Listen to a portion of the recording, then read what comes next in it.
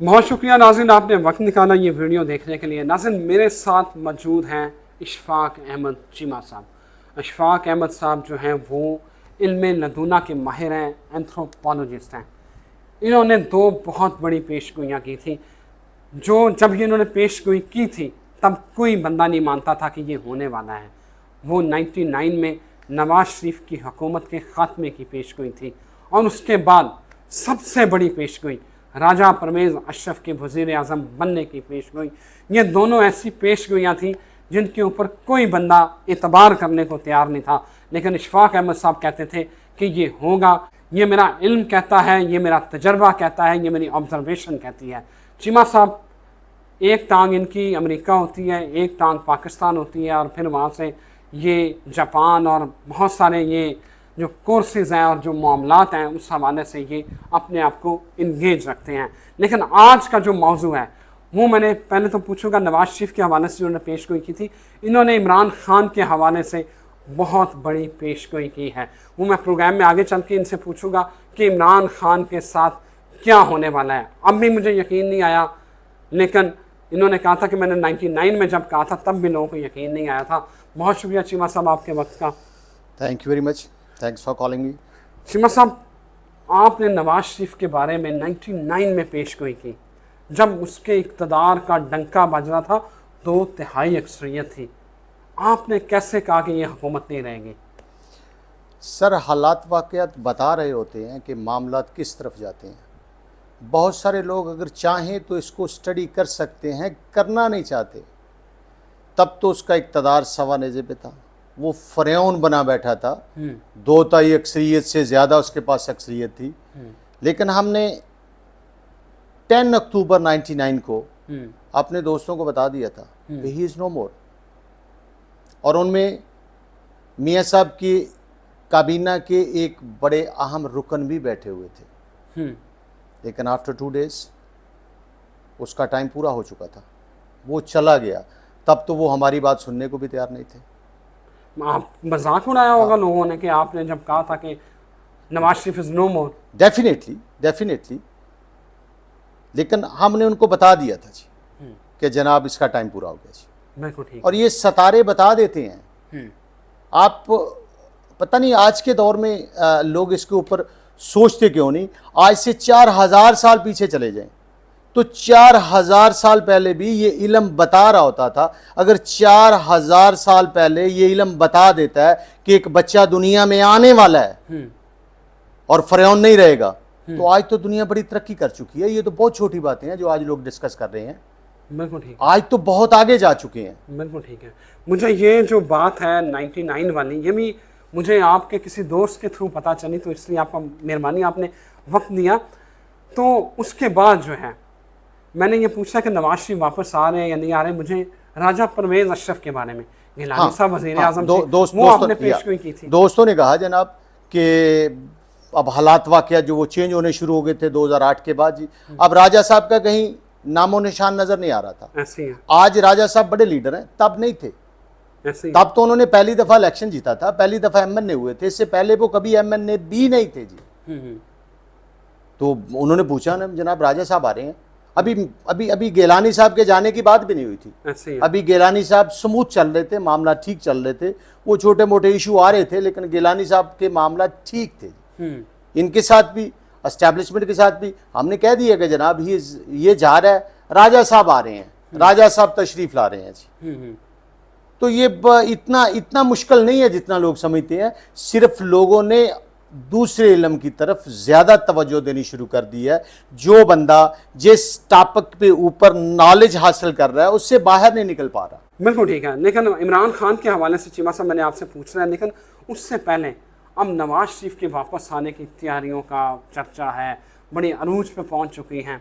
आपका इल्म क्या कह रहा है, नवाज शरीफ वापस आ रहे हैं और क्या इक़्तिदार की गद्दी पे बैठना नसीब होगा? हमारे इल्म की कोई बात सुनना पसंद नहीं करेगा। He never gonna come back in power. वो पावर में नहीं आ सकता। उसकी जगह पे कोई बंदा आ सकता है, उसकी पार्टी आ सकती है। मियाँ शहबाज शरीफ दोबारा आ सकता है। नवाज शरीफ इस मुल्क का वज़ीर आज़म नहीं बन सकता। लिख के कहीं रख लें।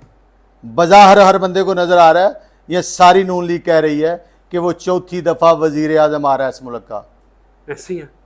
ही इज नो मोर, वो नहीं आ सकता जी, वजीर आजम नहीं बन सकता इस मुल्क का। इशफाक अब साहब, ये मेरी पेशेन गोई हर बंदे के एंटी है, ये कहीं नून लीग वाले डांगे निकाल लेंगे, इससे कुछ फर्क नहीं पड़ेगा जी। वो वजीर आजम, लिख ले मेरी बात, ये तो वो बड़ी वजीर हैरान, आजम पाकिस्तान नहीं आ रहा। बड़ी हैरान कन पेशगोई कर रहे हैं। वो तो चौथी दफा वजीर आजम बनने की वो तो शेरवानियां सिलवा चुके हैं। वो पड़ी पड़ी खराब हो जाएंगी या कोई उधार ले लेगा उनसे, but he can not come back. अच्छा, वो नहीं आएगा, वो वजीर आजम नहीं आएगा। मैंने इमरान खान के हवाले से अब आपसे पूछना है। इमरान खान के हवाले से आपने बड़ी अहम पेशगोई की है। इमरान खान का मुस्तकबिल आपको क्या नज़र आ रहा है? खान साहब थोड़ी देर और तकलीफ में रहेंगे, लेकिन देखिए सोना तो फिर आग में जाके कुंदन बनता है ना, ये उनके लिए ज़रूरी था। अगर ये वो चीज़ें देखते ना, इस प्रोसेस से गुजरते ना, तो शायद तारीख उनको पॉलिटिशियन मानती ना। बिल्कुल ठीक है। अब तो वो परफेक्ट पॉलिटिशियन है। अब तो वो जो ये चाह रहे हैं, जहाँ जहाँ से ये गुजरे हैं, वो सारे रास्ते इन्होंने उसको भी दिखा दिए हैं। अगर ये उसके बाद, ये जेल जाने के बाद सियासतदान बने हैं, तो अब तो खान साहब, और वैसे भी मुकद्दरों के वली हैं खान साहब। मैं तो I am not follower of Imran Khan, लेकिन जो हकीकत है, जो ट्रुथ है, वो ये है कि अभी खान साहब के सितारे बुलंदियों की तरफ जा रहे हैं। बुलंदियों की तरफ जा रहे हैं। अभी खान साहब इनसे कंट्रोल नहीं हो पा रहे। इंसान कुछ और सोचते हैं, फैसले कुछ और होते हैं, और खान साहब का मुस्तकबिल बेहतर से बेहतर होगा जी। और शायद इस मुल्क का मुस्तकबिल खान साहब के मुस्तकबिल से जुड़ा हुआ है। अच्छा, अच्छा, आपको लग रहा है खान साहब किसी लेवल पर डील कर सकते हैं? अब इल्मे नजूम से हट के जो पॉलिटिक्स की बात है, उसमें तो डीलें होती रहती हैं।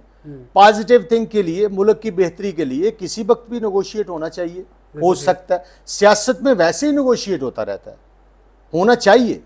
अब अगर खान साहब ने वो सारे सफ़र तय कर लिए हैं जो इन लोगों ने किए हैं, तो इनको कितना टाइम लगता है नेगोशिएट करने के लिए? आप पूरी तारीख देख लें कि कौन से लोग थे जो एमआरडी में शामिल थे, जो एआरडी में शामिल थे, जो इनके साथ अलायंस कर रहे थे। पॉलिटिक्स में ये बातें जो है, ये रूटीन का हिस्सा है कि आपने मुल्क के लिए, मुझे कुछ जिन लोगों का अलायंस नज़र आ रहा है ना, वो भी शायद अभी लोगों को हजम नहीं होगा जी। अच्छा जी, अच्छा, वेरी गुड। ये तो बहुत बड़ी खबर दे रहे हैं चीमा साहब।